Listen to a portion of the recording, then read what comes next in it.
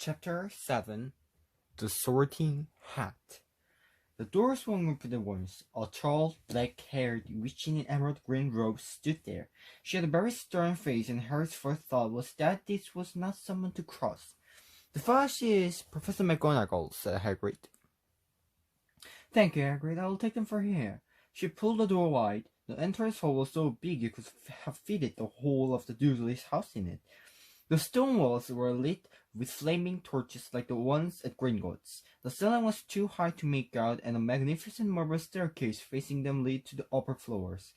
They followed Professor McGonagall across the flagged stone floor.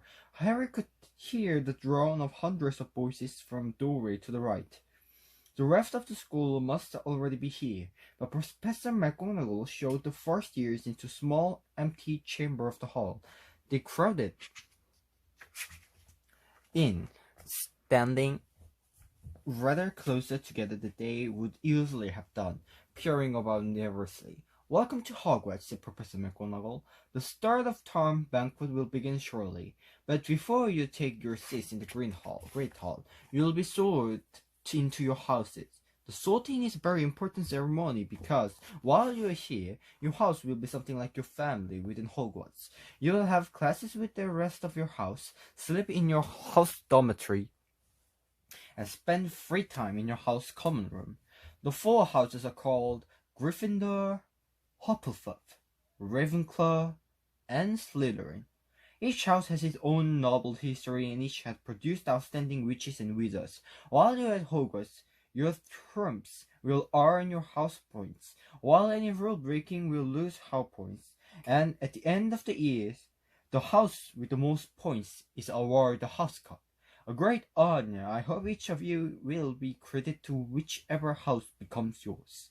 The sorting ceremony will take place in a few minutes in front of the rest of the school. I suggest you all smarten yourselves up as much as you can while you're waiting." Her eyes lingered for a moment on Neville's cloak, which was fastened under his left ear, and on Ron's nose. Harry nervously tried to flatten his hair. "I'll return when you are ready for you," said Professor McGonagall. "Please wait quietly." She left the chamber. Harry swallowed. "How exactly do they sort us into the houses?" he asked Ron. "Some sort of task, I think. Fred said it hurts a lot, but I think he was joking." Harry's heart gave a horrible jolt. A test? In front of the whole school? But he didn't know any magic yet. What on earth would he have to do? He hadn't expected something like this the moment that he arrived. He looked around anxiously and saw that everyone else looked terrified too. No one was taking much except Hermione Granger, who was whispering very fast about all the spells she learned and wondering which one she needed. Harry tried hard not to listen to her.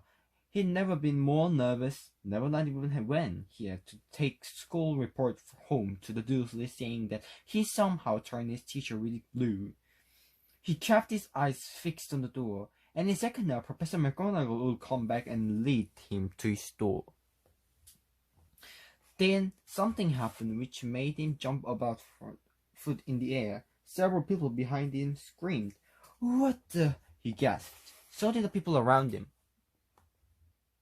About 20 ghosts had just streamed through the back wall.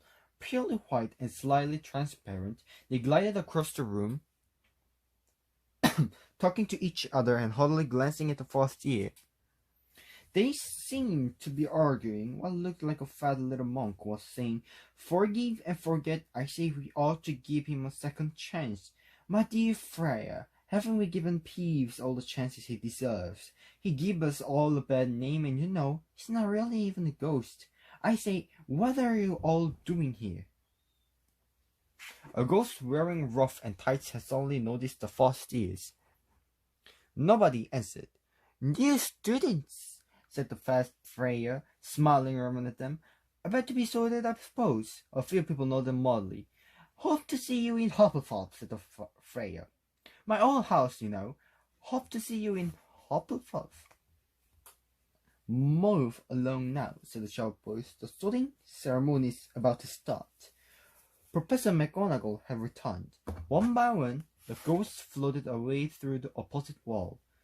Now form a line, Professor McGonagall to the first years, and follow me. Feeling oddly as though his leg had turned to lead, Harry got into the line behind a boy with sandy hair, with Ron behind him, and they walked out of the chamber, back across the hall, and through a pair of double doors in the great hall. Harry never even imagined such a strange and splendid place.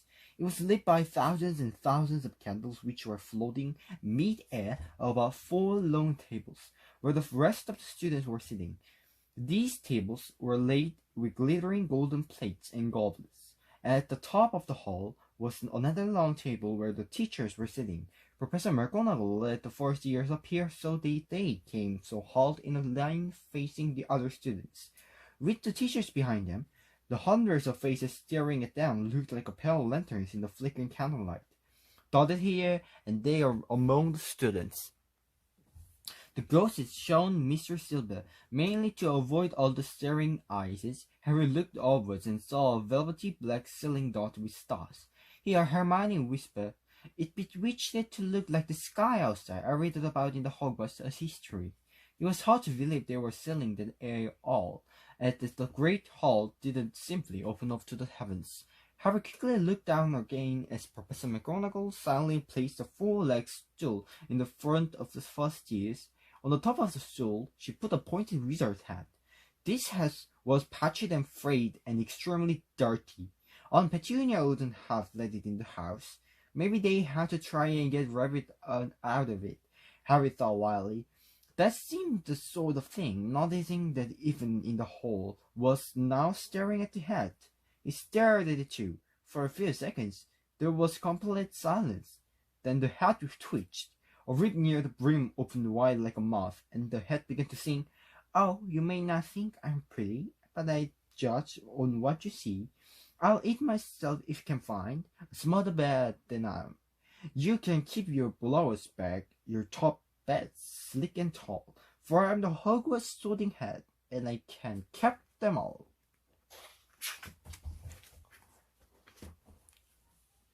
There's nothing hidden in your head. The sorting hat can see, so try me, and when I will tell you where you ought to be. You might belong in Gryffindor, where dwell the brave and hot, the daring Nerve and Chibbley, set Gryffindors apart. You might belong in Hufflepuff, where they are just and loyal. Those patient Hufflepuffs are true and unfriend of toil.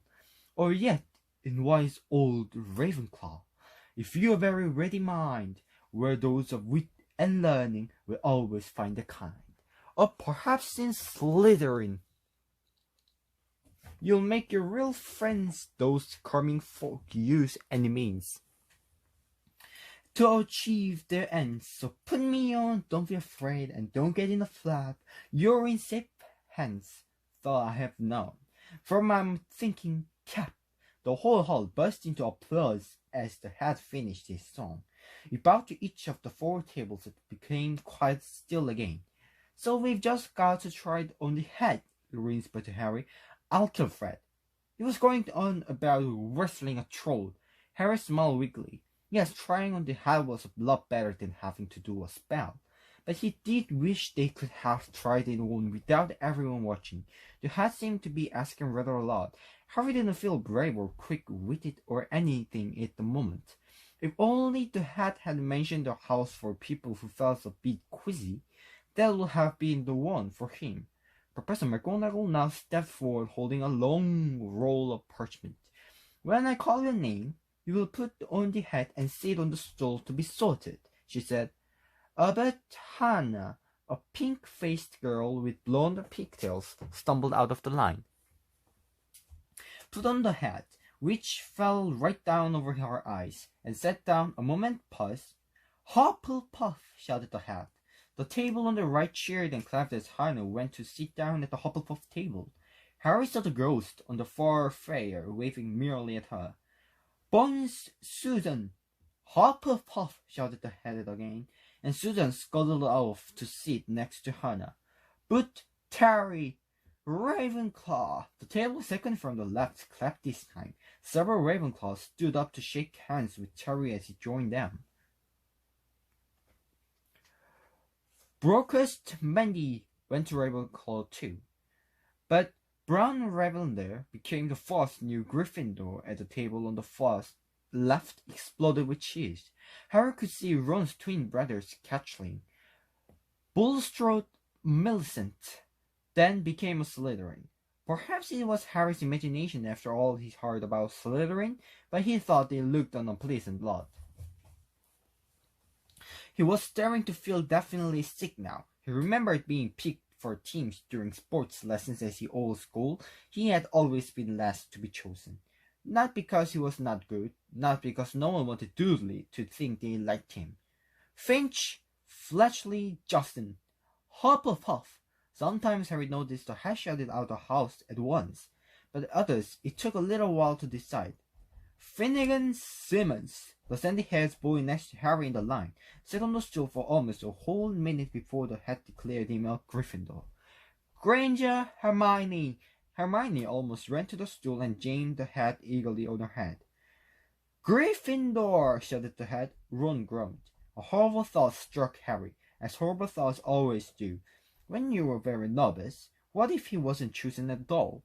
What if he just sat there with the hat over his eyes for ages, until Professor McGonagall jerked it off his head and said there had obviously been mistaken, and he'd better get back on the train? When Neville Longbottom, the boy who kept losing his throat, was called, he fell over on his way to stool. The hat took a long time to decide with Neville. When he finally shouted Gryffindor, Neville ran off, he was still wearing it, and had to jog back amid growls of laughter to give it to McGonagall and Morag. Malfoy swaggered forward when his name was called and got his wish at once. The hat had barely touched his head when he screamed, Slytherin! Malfoy went to join his friends Crabbe and Goyle, looking pleased with himself. There were many people left now. Moon, Nod, Parkinson, and then a pair of twin girls, Petal and Pottle, then Perks, Saliani, and then, at last, Potter Harry. As Harry stepped forward, whispers suddenly broke out like little hissing fires all over the hall. Potter! Did he say? Harry Potter! The last thing Harry saw before the hat dropped over his eyes was a hall full of people craning to get a good look at him. Next second, he was looking at the black inside of the hat. He waited. Said a small voice inside his ear. Difficult. Very difficult. Plenty of courage, I see. Not a bad mind either. There's talent.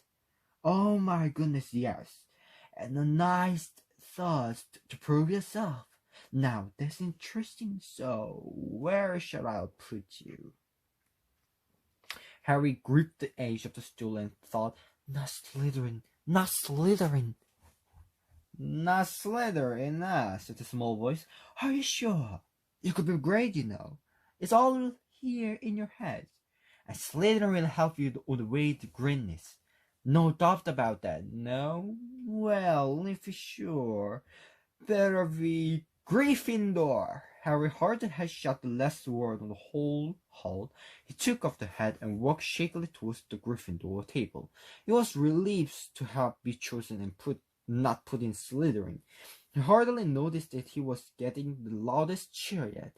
Percy the Prophet got up and shook his hand vigorously, while the Weasley twins yelled, We got Potter! We got Potter! Harry sat down opposite the ghost in the rough he'd seen earlier. The ghost patted his arm, giving Harry the sudden, horrible feeling he just plunged it into a bucket of ice-cold water.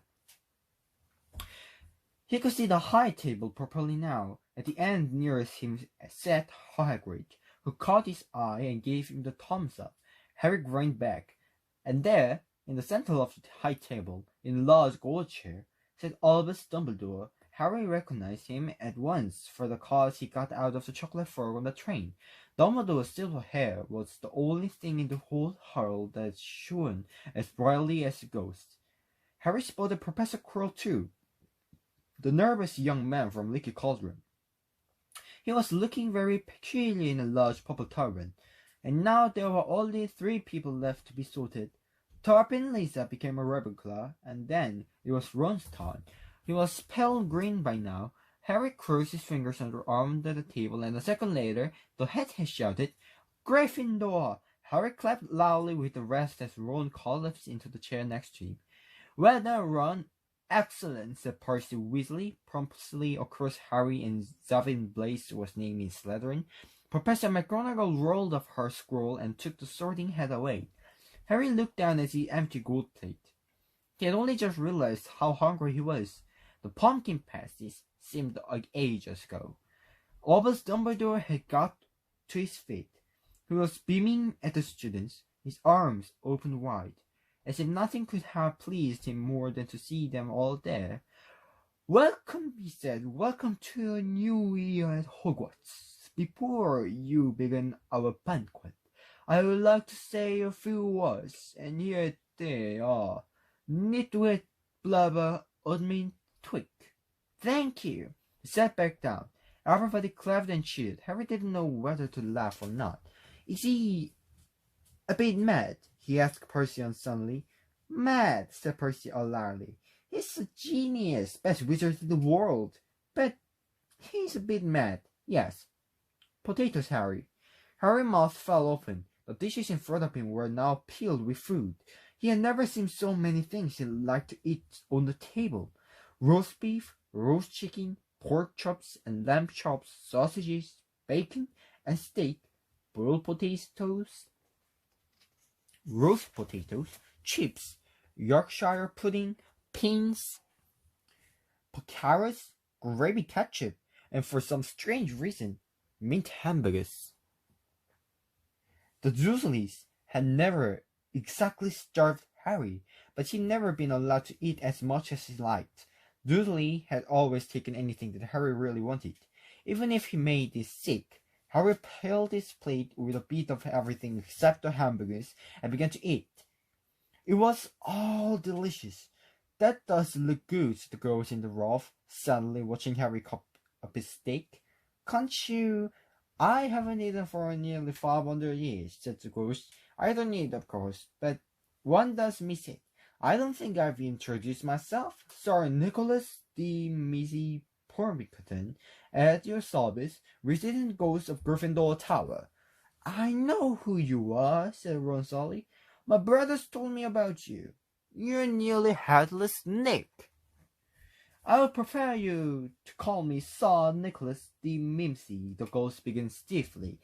But sandy-haired Seamus Finnegan interrupted. "Nearly headless? How can you be nearly headless?"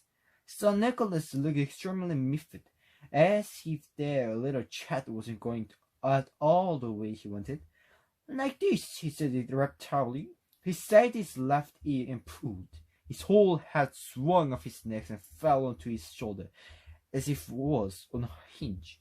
Someone had obviously tried to behave him, but not done it properly. Looking pleased at the stunned looks on the faces, nearly headless Nick flicked his head back onto his neck, caught and said, "So, new Gryffindors, I hope you're going to help us win the house championship this year. Gryffindor have never gone so long without winning. Slytherin have got the cup 6 years in a row. The bloody Baron's becoming almost unbearable. He's the Slytherin ghost."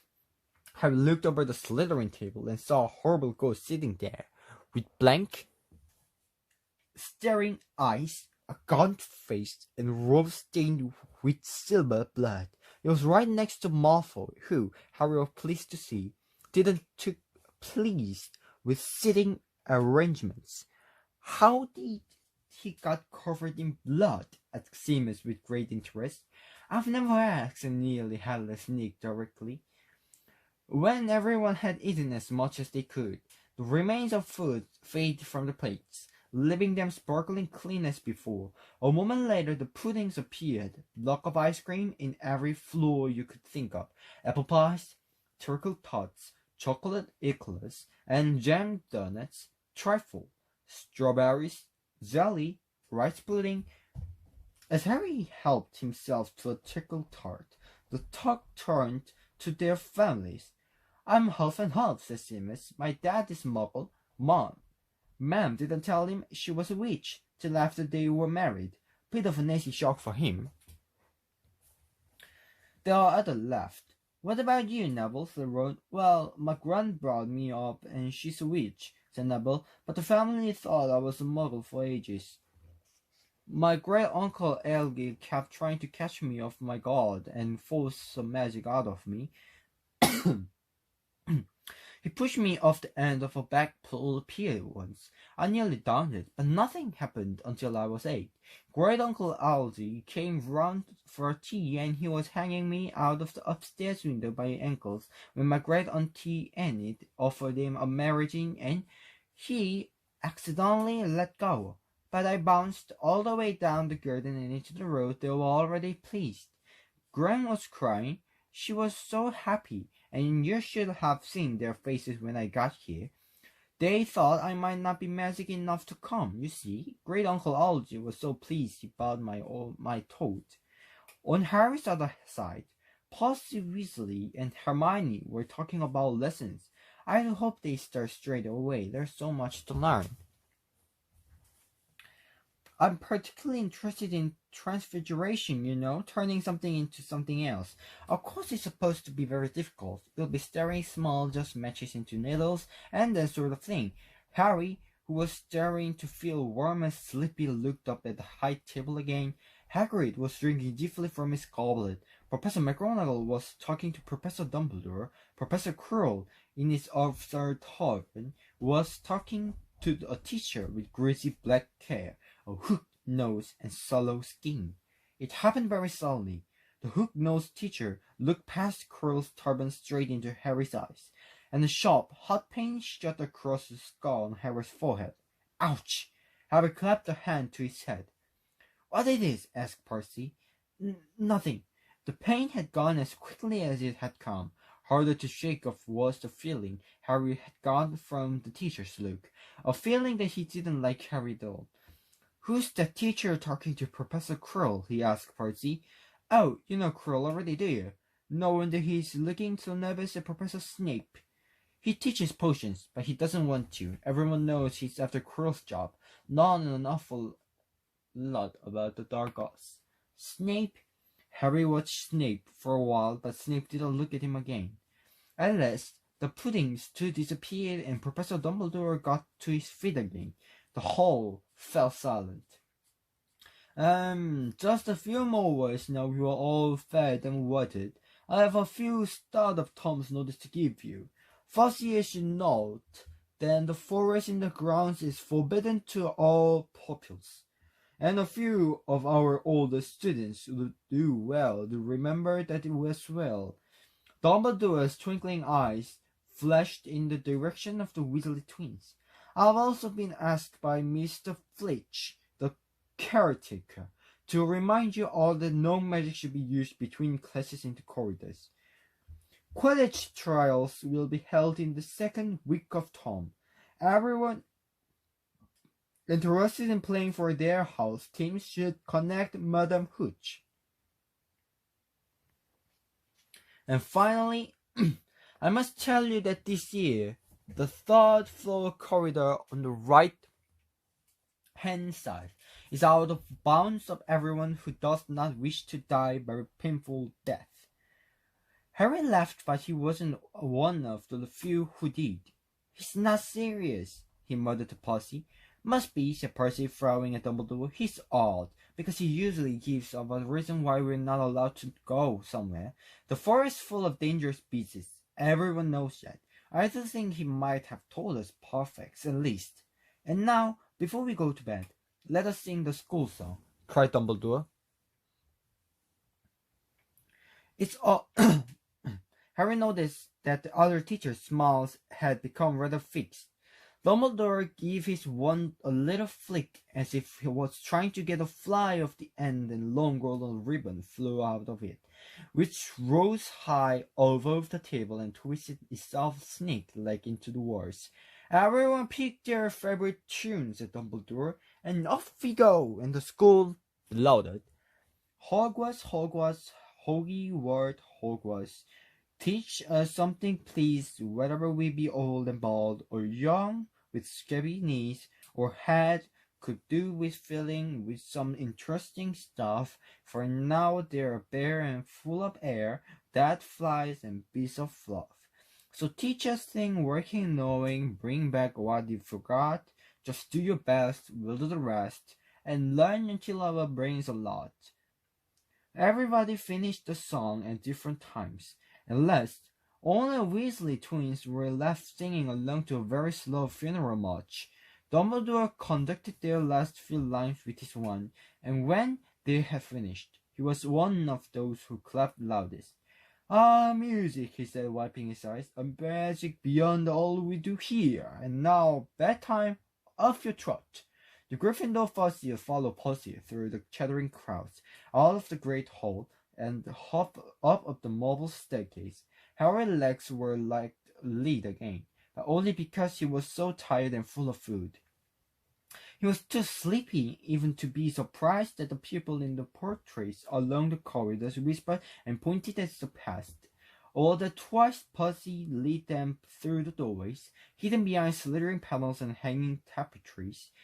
They climbed more staircases, yawning and dragging their feet, and Harry was just wondering how much farther they had to go when they came to a sudden halt.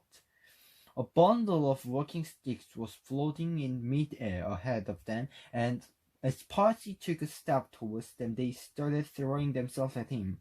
"Peeves," Percy whispered to his Fuzzies. "A poltergeist." He raised his voice. "Peeves, show yourself." A loud, rude sound, like the air being let out of a balloon, answered. "Do you want me to go to the Blendy Baron?" There was a puff, and a little man with wrinkled dark eyes and wide mouth appeared, floating cross-legged in the air, clutching the walking sticks. "Oh," he said with an evil cackle, "I could first ties. What fun!" He swooped suddenly at them. They all ducked. "Go away, Peeves, or the Baron he'll about this. I mean it," barked Percy. Peeves stuck out his tongue and vanished, dropping the walking sticks on Neville's head. They heard him zooming away, rattle coats or armor as he passed. "You want to odds our for Peeves," said Percy, as they set off again. "The bloody Baron's the only one who can control him. He won't even listen to us perfects. Here we are." At the very end of the corridor hung a portrait of a very fat woman in a pink silk dress. "Password?" she said. "Cafet Draconis," said Percy, and the portrait swung forward to reveal a round hole in the wall. They all scrambled through it. Neville needed a leg up, and found themselves in the Gryffindor common room, a cozy round room full of squishy armchairs. Percy directed the girls through the door onto their dormitory, and the boys through another. At the top of a spiral staircase, they were obviously in one of the towers. They found their beds at last. 5 full posters hung with deep red velvet curtains. Their trunks had already been brought up to try to talk much. They pulled on their pajamas and fell into bed. "Great food, isn't it?" Ron muttered to Harry through the hangings. "Get off, Scabbers. He's chewing my shits." Harry was going to ask Ron if he had any of the trickle threat, but he felt a little more at once. Perhaps Harry had eaten a bit too much, because he had a very strange dream. He was wearing Perpetual Curl's turban, which kept talking to him, telling him he must transfer to Slytherin at once, because it was his destiny. Harry told the turban he didn't want to be in Slytherin.